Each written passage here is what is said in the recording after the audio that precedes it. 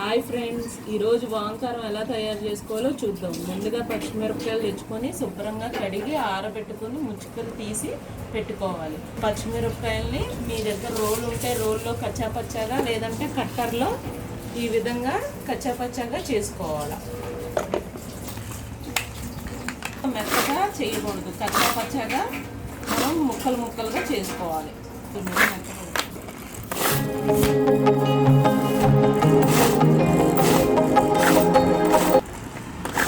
ఈ విధంగా కచ్చాపచ్చాగా పచ్చిమిరపకాయలని బ్లెండ్ చేసుకోవాలి. ఈ విధంగా కచ్చాపచ్చాగా పచ్చిమిరపకాయలని బ్లెండ్ చేసుకొని మొత్తం ఒక దగ్గర పెట్టుకోవాలి. కొంచెం కొంచెంగా నూరుకొని పక్కన పెట్టుకోవాలి. ఈ విధంగా అన్ని పచ్చిమిరపకాయలు అన్నీ కూడా ముక్కలు చేసి పక్కన ఇందాక చూపించిన పచ్చిమిరపకాయలన్నీ ఈ విధంగా కచ్చాపచ్చాగా నూరి పక్కన పెట్టుకోవాలి. మిరపకాయలకి సరిపడా వాము మిక్సీలో వేసుకొని ఉప్పు వేసుకొని నూరుకోవాలి. మేము ఈ మిరపకాయలకి 100 గ్రాముల వాము తీసుకున్నాం. కేజీల మిరపకాయలకి 100 గ్రాముల వాము తీసుకున్నాం. ఉప్పు తగినంత వేసుకొని మిక్సీకి పట్టుకోవాలి. వాము ఉప్పు మెత్తగా.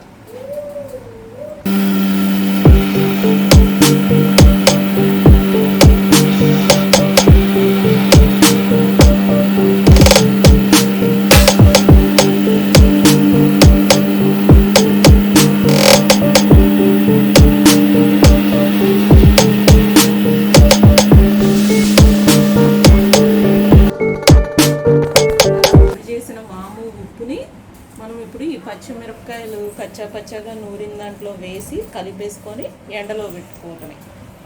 ఈ విధంగా కలిపి ఈ విధంగా వేసిన వాము ఉప్పు మిరపకాయల్లో కలిపేసి ఎండలో పెట్టుకొని బాగా ఎండ పెట్టాలి.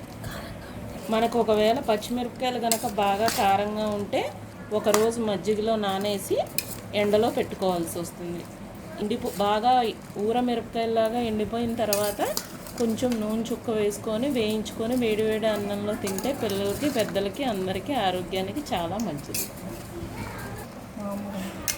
మిరపకాయలని ఎండలో పెట్టుకుని 2 రోజుల పాటు బాగా డ్రై అయ్యేలాగా చేసుకోవాలి.